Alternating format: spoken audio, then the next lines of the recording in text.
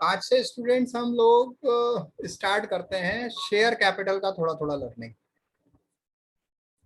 And share capital में दोनों चीजें समझना जरूरी है कि शेयर क्या होता है और कैपिटल क्या होती है, अलग अलग।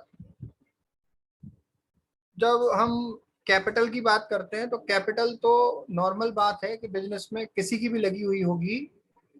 जैसे दुकान में किसी ने बिजनेस पैसा लगाया हुआ है दुकान खरीदने में, सामान में, तो वो उसकी कैपिटल है। पार्टनरशिप में कैपिटल लगती है, पार्टनर एंटर होते हैं बिजनेस में, अपनी अपनी कैपिटल लगाते हैं। The investment of the investment the employment of funds into business is capital. इसी तरीके से कंपनी के लिए भी एम्प्लॉयमेंट जो होता है फंड्स का, वो कैपिटल होता है। लेकिन कंपनी अगर पब्लिक लिमिटेड है, बड़ी कंपनी है, प्राइवेट कंपनी है, खैर प्राइवेट या सरकारी कोई भी, कंपनी के पास एक ऑप्शन होता है। अगर उसने उस ऑप्शन को एक्सेस कर रखा है कि लिस्टेड है वो स्टॉक एक्सचेंज में, तो वो मार्केट से पैसा ले सकती है बिजनेस करने के लिए, किसी एसेट को खरीदने के लिए, बिजनेस के प्रोजेक्ट्स के लिए। तो कंपनी जब मार्केट से पैसा लेती है, तो मार्केट से पैसा लेने का मतलब है पब्लिक का पैसा इन्वॉल्व करना, उसको रिसीव करना और बिजनेस के लिए यूज करना। Right, this is what about capital of the company is.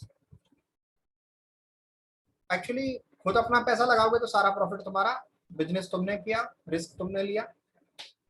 और जब कैपिटल आप दूसरों से एक्वायर करोगे, पब्लिक से एक्वायर करोगे, पब्लिक का इन्वेस्टमेंट रिसीव करोगे, तो फिर वो ओनर हो गए। तो इसलिए जो पैसा लगाता है कंपनी में, शेयर खरीदता है कंपनी के, वो ओनर होता है, लेकिन उतने पार्ट के लिए जितने के शेयर खरीदे हैं। शेयर सिंपली क्या होता है? कंपनी की कैपिटल का एक पार्ट। शेयर कैपिटल क्या होता है? कंपनी की जो कैपिटल है वो डिवाइडेड है डिफरेंट पार्ट्स में, स्मॉल पीसेस में, उसको हम शेयर कैपिटल कहते हैं। जब 10 लाख रुपए की कैपिटल है, 100 रुपए वाले 10,000 पार्ट हो गए। अब इसमें बेनिफिट क्या होता है पब्लिक को? कंपनी में इन्वेस्ट करने की एक अपॉर्चुनिटी मिल जाती है, छोटे से अमाउंट से भी। किसी ने 10 शेयर खरीदे, तो 100 रुपए वाले 10 शेयर खरीदने के लिए उसको 1,000 रुपए लगाने पड़ेंगे बस।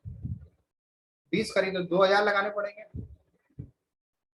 तो ऐसा नहीं है कि बहुत बड़ा अमाउंट का जरूरत होता है, लेकिन you are the owner, you are the share holder of the company, but subject to the amount you have spent or invested for purchasing the shares of the company. To that extent you have the ownership. ऐसा नहीं है कि मैंने share खरीद लिया किसी company के, अब मैं जाऊंगी साहब मैं मालिक हूँ, हट जाओ तुम कुर्सी पे से, मैं बैठूंगा, ऐसा नहीं होता। You are owner but you can not just interfere in the operation of company. Company के कामकाज में आप दखल नहीं दे सकते, लेकिन हाँ, जब टाइम पड़ेगा तो आपसे वोटिंग राइट, आपकी डिसीजन मेकिंग में आपको इन्वॉल्व कर सकते हैं, तो उसका एडवांटेज आपको मिलेगा। ये कुछ चीजें हैं। शेयर होल्डर को वोटिंग राइट का बेनिफिट होता है कि साहब बड़े डिसीजन लेने तो कंपनी शेयर होल्डर्स को इन्वॉल्व करती है, क्योंकि भाई ओनर है, उन्होंने पैसा लगाया बिजनेस के अंदर, तो उनको इन्वॉल्व करना जरूरी है for the sake of decision making, जिससे उनको ऐसा नहीं लगे कि साहब कंपनी कोई शेयर पब्लिक का पैसा यूज कर रही है और पब्लिक से पूछ नहीं रही। This is what happens. तो उनको मैनेजमेंट में वोटिंग राइट एक्सरसाइज करने का एडवांटेज मिल जाता है। अब जो बात यह है कि शेयर कंपनी ने इश्यू करा, उसकी प्रोसेस क्या होती है, और शेयर इश्यू करने पर कंपनी के पास पैसा आया, उसका अकाउंटिंग ट्रीटमेंट कंपनी की बुक्स में करने की प्रैक्टिस क्या होती है, that is the very important thing in the syllabus of the student to learn there from. कि अगर आपको कोई मौका मिले कि कंपनी की बुक्स में कंपनी के शेयर इश्यू करने पर जो पैसा कंपनी के पास आता है उसका अकाउंटिंग ट्रीटमेंट आपको करना है, तो क्या जर्नल एंट्रीज आप पास करोगे, कैसे आप उसको रिकॉर्ड करोगे, उसको आप कैसे शो करोगे कंपनी की बैलेंस शीट में, और जरूरत पड़े तो लेजर्स। तो simply we can commence there from, right. हमें शेयर मालूम पड़ गया क्या होता है, कंपनी कैपिटल का पार्ट। शेयर कैपिटल क्या होती है? कंपनी की कैपिटल होती है, डिफरेंट पार्ट्स में डिवाइडेड होती है, तो that is called share capital. आगे का पॉइंट है कि बैलेंस शीट में उसको कैसे हम दिखाते हैं, थोड़ा थोड़ा लेके चलते हैं एक एक लेक्चर में। तो यहाँ पर ये मैंने एक प्रॉपर मुंबई यूनिवर्सिटी का कोई पीडीएफ है या बहुत बढ़िया नोट्स है जो मैं शेयर आपके लिए कर दे रहा हूँ, उसके हिसाब से हम पढ़ाई कर सकते हैं। तो इसमें आप देखिए इश्यू ऑफ शेयर्स के बारे में बता रखा है। शेयर को हम इश्यू कर सकते हैं पब्लिक को कैश रिसीव करने के लिए, पब्लिक से कैश रिसीव करने के लिए, फॉर कैश कंसिडरेशन उसको हम बोलते हैं। दूसरा हम शेयर इश्यू कर सकते हैं for consideration other than cash, मतलब कैश के अलावा भी अगर आपकी कोई जरूरत है उसके लिए भी आप शेयर्स के फॉर्म में आप पेमेंट कर सकते हैं, राइट। ये वो चीज है। अब बात ये है कि वो जरूरत कौन सी होती है जो अदर देन कैश की होती है, राइट। अदर देन कैश की जरूरत कौन सी होती है? अदर देन कैश की जरूरत होती है कि मान लीजिए आपको कोई एसेट खरीदनी है और 10 लाख रुपए की एसेट आपने खरीदी, उसका पेमेंट आपको करना है, तो आप शेयर्स इश्यू कर कर उसका पेमेंट कर सकते हो जिससे भी आपने उस एसेट्स को खरीदा। किसी ऑब्लिगेशन के पेमेंट के लिए, मतलब किसी एक्सपेंस के पेमेंट के लिए आप शेयर इश्यू कर सकते हो। आप एक्सपेंस के पेमेंट के लिए शेयर इश्यू कर सकते हो, जैसे प्रमोटर्स को आपको कंसिडरेशन देना है, अंडर राइटर्स को आपको कमीशन देना है, तो ये सब चीजें आगे आएंगी, तो उसके लिए शेयर इश्यू कर सकते हो आप। वो भी कंसिडरेशन अदर देन कैश है, मतलब आप कैश में पेमेंट नहीं कर रहे हो, तो ये ऑब्लिगेशन का पेमेंट हो गया शेयर्स में। अदर देन कैश में और हो सकता है कि बिजनेस आपने किसी का खरीदा, क्या खरीदा? बिजनेस। अगर आपने किसी का बिजनेस खरीदा और बिजनेस खरीदने के बदले में जो परचेज प्राइस आपको देना है उसको आप शेयर्स में पे कर रहे हो, तो that is called as consideration other than cash. तो ये आप समझ सकते हो। अच्छा, इसमें और क्या कहानी है देखिए। Issue of shares by public limited company for cash involves. अगर पब्लिक लिमिटेड कंपनी को शेयर इश्यू करना है कैश पर्पसेस के लिए, तो कौन सी प्रोसेस उसमें इंक्लूड होगी, that we have to learn. सबसे पहले कंपनी को प्रोस्पेक्टस छपवाने पड़ेंगे। प्रोस्पेक्टस क्या चीज होती है? जैसे मान लो शादी होती है तो शादी के कार्ड छपते हैं, उसमें सारी जानकारी लिखी होती है, तो इसी तरीके से शेयर इश्यू होते हैं, तो शेयर्स की सारी जानकारी एक कोटेशन बना लेते हैं, एक कार्ड बना लेते हैं, एक इंफॉर्मेशन ब्रोशर बना लेते हैं, that is to be delivered in the form of brochure, that is to be distributed, that is to be made available on the counter of banks, on the counter of financial institutions, and for the advertisement purpose. और prospectus issue कर दिया, तो उस prospectus, जैसे मुझे interest है company के, उस कंपनी के शेयर में जिसका प्रोस्पेक्टस मैं देख रहा हूँ, मान लो रिलायंस का है, तो फिर मैं क्या करूंगा? अप्लाई करूंगा उस प्रोस्पेक्टस में दिए हुए इंस्ट्रक्शन के हिसाब से। और उसमें लिखा है कि साहब 10 शेयर के लिए अप्लाई कर सकते हो, सपोज 100 रुपए वाले 10 शेयर हैं तो 1000 रुपए मुझे देने पड़ेंगे, 1000 रुपए देने पड़ेंगे एप्लीकेशन पे, या तो एप्लीकेशन पूरा पैसा मांगा तो पूरे देने पड़ेंगे, मतलब एप्लीकेशन मनी देनी पड़ेगी। जैसे एप्लीकेशन मनी क्या होता है? जैसे स्कूल में एडमिशन के लिए अप्लाई किया आपने, तो आप उस टाइम पे एडमिशन फीस देते हो। इसी तरीके से शेयर खरीदना है आपको, तो आपने शेयर अप्लाई करते समय application money the, that is the application money. आगे की भी स्टेप्स है, इंस्टॉलमेंट में भी पैसा ले सकते हैं या फिर इकट्ठा ले सकते हैं। अभी बात केवल इतनी हो रही है कि एप्लीकेशन मनी रिसीव करेगी company, right. Application money receive करने के बाद में कंपनी सारे जो एप्लीकेशन आई हैं उनको एनालाइज करेगी कि इनकी वर्थ है कि नहीं कि हम इनको शेयर इशू करें। तो सारा चेक करने के बाद कि हाँ साहब इंडिया का आदमी है, इंडियन सिटीजन है और इसको शेयर इशू किए जाने चाहिए, इसका आधार कार्ड ठीक है, सब मान लीजिए चेक वगैरह एप्लीकेशन मनी दे दिया, तो फिर कंपनी डिसीजन लेती है, हाँ साहब इनको अलॉट कर दो इनके नाम पे शेयर, राइट। और अगर इंस्टॉलमेंट पर पैसा मांगा, जैसे 100 रुपए में से 20 रुपए केवल एप्लीकेशन मनी पे मांगे थे और फिर 30 रुपए अलॉटमेंट पे मांगे हैं और बचे को 50 रुपए थर्ड स्टेप कॉल पे मांगे हैं, तो इस तरीके से 100 रुपए 3 पार्ट में मांगे हैं। तो एप्लीकेशन मनी रिसीव कर देंगे, शेयर अलॉट करते समय पैसे मांगेंगे, उसे अलॉटमेंट मनी बोलेंगे। फिर उसके बाद बचे हुए पैसे जो रह गए कॉल मांगेंगे, और कॉल मांगना मतलब कॉल की डिमांड करना पब्लिक से, जिसको आपने शेयर अलॉट कर दिए, जो आपका शेयर होल्डर हो गया है, तो फिर वो शेयर की कॉल के पैसे देगा। कॉल के पैसे आप रिसीव कर लोगे। कॉल के पैसे रिसीव करने के बाद, अच्छा कॉल ऐसा नहीं है कि एक ही होगी, 2 भी हो सकती है, 3 भी हो सकती है, राइट। तो इसके बाद अगली बात है कि शेयर्स को इश्यू कैसे किया जा सकता है। इश्यू किया 3 तरीके से, at par, at premium, at discount. Right. Par का मतलब 100 रुपए का शेयर 100 रुपए पे इश्यू किया, प्रीमियम का मतलब 100 रुपए का शेयर 120 पे इश्यू किया, डिस्काउंट का मतलब 100 रुपए का शेयर 98 पे इश्यू किया।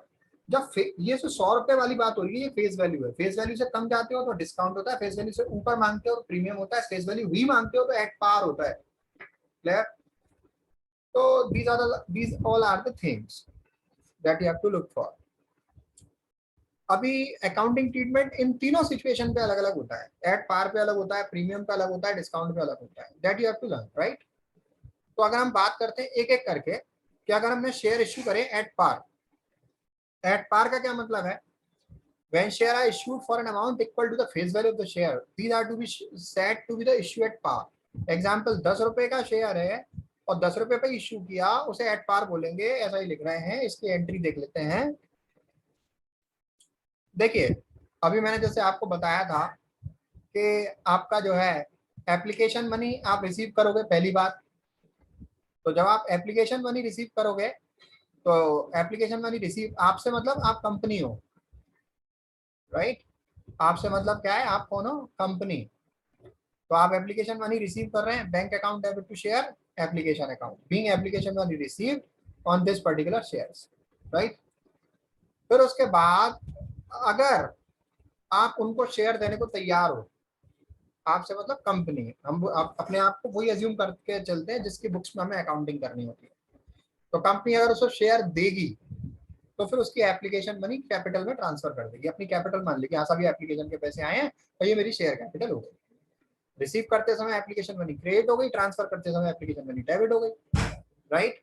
फिर इसके बाद अब ऐसा हो सकता है कि आपने सबको शेयर दे दिया हो पूरे, तो बात खत्म हो जाएगी, अलॉट हो गए। लेकिन अगर ऐसा है कि आपने सबको पूरे शेयर नहीं दिए, कुछ को दिए, कुछ का रिजेक्ट कर दिया एप्लीकेशन, वो उन्होंने फॉर्मेलिटीज पूरी नहीं की थी, उनका आधार कार्ड सही नहीं था, उनका चेक बाउंस हो गया या कुछ भी, राइट। तो ऐसी सिचुएशंस में हम क्या करते हैं? उनकी एप्लीकेशन मनी रिजेक्ट कर देते हैं, राइट। तो ये कंपनी पर होता है कि कंपनी को चेक करनी है कि सारी फॉर्मेलिटीज फुलफिल हो रही हैं तो उनको अलॉट करेगी, नहीं तो नहीं। तो अगर अलॉट किया है तो एप्लीकेशन मनी को शेयर कैपिटल में ट्रांसफर कर दिया, एंट्री सेकंड होगी। अलॉट नहीं किया है तो एप्लीकेशन मनी को हमें वापस करना पड़ेगा, जिससे पैसा लिया और उसको चीज नहीं दिया तो उसका पैसा वापस कर दिया। Share application account debit to bank account हमारी एंट्री हो जाती है। अच्छा, अब कोई स्टूडेंट कहता है कि साहब क्या ये दोनों एंट्री जो दूसरी है अलॉट करने की और वापस करने के, दोनों काम अगर कंपनी ने किए हैं तो क्या ये एंट्री कंबाइंड की जा सकती है? हाँ की जा सकती है। सेकंड थर्ड एंट्री के अगेंस्ट आप एक सिंगल एंट्री आप कर सकते हो, that is share application account debit to share capital account to bank account, this is that. ठीक है जी, वो मर्ज हो गई दूसरी तीसरी एंट्री। फिर इसके बाद आप क्या करते हो? अलॉटमेंट मनी ड्यू करते हो। आप क्या करते हो? अलॉटमेंट मनी ड्यू करते हो। तो अलॉटमेंट मनी ड्यू करने की एंट्री यहाँ पे लिखी नहीं है, लेकिन आपको मालूम होनी चाहिए वो क्या होती है। Share allotment account debit to share capital account क्या होती है? Share allotment account debit to share capital account. और रिसीव करोगे तो bank account debit to share allotment account. ये एट पार अमाउंट रिसीव करने की एंट्री हो गई। फिर इसके बाद जो पैसे हैं कॉल के आप मांगोगे, कॉल के पैसे आप मांगोगे तो फर्स्ट कॉल हो सकती है, सेकंड कॉल हो सकती है, या फिर केवल एक कॉल हो सकती है, फर्स्ट एंड फाइनल कॉल, या फिर फर्स्ट कॉल हो गई फिर सेकंड कॉल लास्ट हो सकती है। तो यहाँ पर देखिए आप, first call account debit to share capital account, ये डी हो गई। फिर रिसीव करने की हो गई bank account debit to share first call account. Clear? फिर इसके बाद देखिए आप, शेयर सेकंड कॉल भी है तो share second and final call account debit to share capital account, receive करने की bank account debit to share second and final call account. ठीक है, अगर और भी कॉल मांगी जाएंगी तो इसी तरीके की एंट्री कॉल्स के लिए सेम पास हो जाएंगी। अब हम बात करते हैं अगर शेयर हमने इश्यू करे एट प्रीमियम पर। फॉर एग्जाम्पल 10 रुपए का शेयर 12 रुपए पे इश्यू हुआ, तो 2 रुपए जो आपने ज्यादा लिए, प्रीमियम माने होता है एक्स्ट्रा अमाउंट, 2 रुपए जो आपने ज्यादा लिए वो आप कैसे एडजस्ट करोगे? अब यूजुअली क्या होता है कि प्रीमियम अगर बताया है कि अलॉटमेंट पर है तो उसके साथ हम एंट्री का ट्रीटमेंट करेंगे, अलॉट और एप्लीकेशन पर है तो उसके साथ करेंगे, अलॉटमेंट पे उसके साथ करेंगे, कॉल पे उसके साथ, और कुछ नहीं बताया तो उसे अलॉटमेंट पे मानते हैं। अभी ये दिखा रहे हैं आपको कि मान लीजिए एप्लीकेशन पे ही आपका प्रीमियम यदि रिसीव हो गया है तो आप एंट्री करोगे bank account debit to share application account, right, 12 रुपए 12 रुपए। फिर इसके बाद सेकेंड एंट्री क्या होगी? शेयर एप्लीकेशन अकाउंट डेबिट 12 रुपए टू शेयर कैपिटल अकाउंट 10 रुपए, और फिर टू सिक्योरिटी प्रीमियम अकाउंट 2 रुपए। सपोज लमसम अमाउंट के लिए आपने इश्यू किए थे शेयर्स, तो पूरा इकट्ठा 12 रुपए एप्लीकेशन का रिसीव किया, उस 12 में से 10 रुपए शेयर कैपिटल में ट्रांसफर किया, 2 रुपए आपने सिक्योरिटी प्रीमियम पे ट्रांसफर कर दिए। तो ये एंट्री होगी। अच्छा, फिर ये समझा रहे हैं कि साहब अगर ऐसा नहीं है, हम इकट्ठा नहीं मांग रहे या फिर इंस्टॉलमेंट पे मांग रहे हैं, तो और फिर हमारा जो प्रीमियम का अमाउंट है हम एप्लीकेशन के साथ नहीं मांग रहे हैं, हम अलॉटमेंट के साथ मांग रहे हैं, ठीक है। तो इन दैट सिचुएशन क्या ट्रीटमेंट होगा, that we have to learn. उस सिचुएशन में आपका जो अलॉटमेंट का एंट्री है ड्यू का, उसमें प्रीमियम आप दिखाओगे कि अलॉटमेंट साहब मेरी सपोज जैसे 100 रुपए का शेयर है, 102 रुपए में इश्यू हुआ, राइट। तो ऐसे हम 3 पार्ट कर लेते हैं कि साहब 30 रुपए तो एप्लीकेशन के और 22 रुपए हमारे जो अलॉटमेंट के, ठीक है। 30 और 22 कितने हो गए, 52, 52, बचे 50 रुपए वो कॉल के मान लेते हैं, ठीक है। तो अभी एप्लीकेशन के 30 रुपए तो आप रिसीव कर लोगे, लेकिन जब अलॉटमेंट के 22 रुपए आप रिसीव करोगे ना, तो उसकी एंट्री क्या करोगे, देखो एंट्री थर्ड यहाँ पे लिखी हुई है, share allotment account debit 22, to share capital 20, to security premium 2, फिर उसके बाद आप रिसीव करोगे allotment money 22। This you have to understand, clear. अब आगे देखिए, ये आपका ट्रीटमेंट है काय के लिए, अलॉटमेंट मनी रिसीव करने के लिए प्रीमियम पर। अच्छा, अब ये कुछ नोट लिख के समझाया इन्होंने, लिखा है कि सिक्योरिटी प्रीमियम को या तो हम लमसम पूरा का पूरा मांग सकते हैं या फिर इंस्टॉलमेंट में ही मांग सकते हैं। वैसा है, 2 रुपए का प्रीमियम मैंने बोला था अभी, या तो वो 2 रुपए पूरे आपके अलॉटमेंट पे मांगे जाएंगे, या फिर उसे 2 इंस्टॉलमेंट में मांगा जाएगा। पहली आपकी एप्लीकेशन के साथ मांगी जाएगी, दूसरी आपकी जो है अलॉटमेंट के साथ मांगी जाएगी, 1-1 रुपए करके, या फिर 50-50 पैसे करके 4 बार मांग सकते हो आप। तो ये आपको देखना है कि क्या उसमें दिया है, ठीक है। तो ये बात आपको समझनी पड़ेगी as per the information in the question, but it is clear कि एप्लीकेशन पूरी अलॉटमेंट पे मांगी जा सकती है या फिर उसको इंस्टॉलमेंट में भी रिक्वायर किया जा सकता है। अच्छा, आगे लिखा है, if it is not specified when the premium is receivable then amount of premium on shares to be recorded with the time of allotment. We already discussed it. C point is there, issue at discount. Shares अगर हम less than face value पे issue करते हैं तो हम उसे discount पर issue मानते हैं, और अगर 10 रुपए का शेयर हमने 8 रुपए पे इश्यू किया है तो हम उसे 2 रुपए की डिस्काउंट मानेंगे। Usually in practical scenario it is not happening that we are any company is issuing the share at discount. For the investor protection point of view, SEBI has refused to the companies that they won't issue the shares at discount, right? तो अब नहीं होता है, पहले discount पे issue हो जाता था शेयर होल्डर्स को अट्रैक्ट करने के लिए, अब नहीं होता है। तो अगर आप इस पोजीशन में नहीं हो कि आप शेयर होल्डर्स को अट्रैक्ट कर सको अपने बिजनेस प्रपोजल के लिए, तो you don't need to issue the share. But क्योंकि पहले होता था, अकाउंटिंग ट्रीटमेंट भी था, तो हम लर्निंग पॉइंट ऑफ व्यू से बस समझ सकते हैं कि इसका डिस्काउंट पर इश्यू करने पे क्या होता होगा। 10 रुपए का शेयर 8 रुपए पर इश्यू हुआ तो 2 रुपए की डिस्काउंट है। अच्छा, डिस्काउंट का फंडा ये है कि वो केवल आपकी जो है अलॉटमेंट पे ही एडजस्ट होती है। तो हम एंट्री करेंगे share allotment account debit, discount on issue of shares account debit to share capital account, right. अच्छा, अगर लमसम अमाउंट का केस है तो फिर एप्लीकेशन पर भी आपको करनी पड़ सकती है, ठीक है।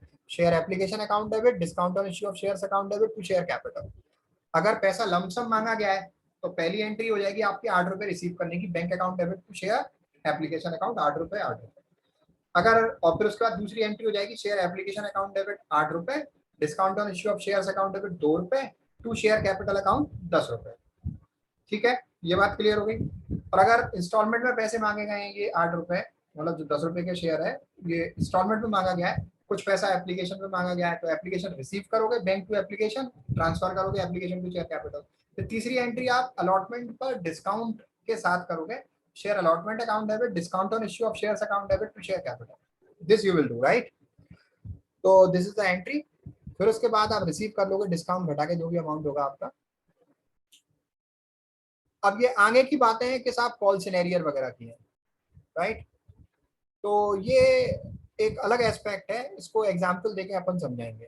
ठीक है, आज की लर्निंग ये है कि आप ये समझ लो कि शेयर्स होते क्या हैं, शेयर्स किस लिए इश्यू होते हैं, पब्लिक को कैश के लिए इश्यू होते हैं, अदर देन कैश के लिए होते हैं, और शेयर अगर कैश कंसिडरेशन के लिए इश्यू किए गए हैं तो सीक्वेंस आपकी क्या होती है, प्रोस्पेक्टस इश्यू करो, एप्लीकेशन रिसीव करो, अलॉट करो शेयर्स, अलॉटमेंट का पैसा मांगो, कॉल ड्यू करो, कॉल का पैसा मांगो, एट पार पे अगर आप इश्यू करते हो, लमसम पे या इंस्टॉलमेंट पे, तो अकाउंटिंग ट्रीटमेंट क्या होता है, एट प्रीमियम पे अगर आप इश्यू करते हो तो अकाउंटिंग ट्रीटमेंट क्या होता है, डिस्काउंट पे अगर आप इश्यू करते हो तो अकाउंटिंग ट्रीटमेंट क्या होता है. Using all this, do start some illustration and question, and do let me know if something pertaining to that brings you as a problem, and we will go for it, right? Until then, do revision and do practice. Keep learning, keep growing. Thank you. Wait a minute.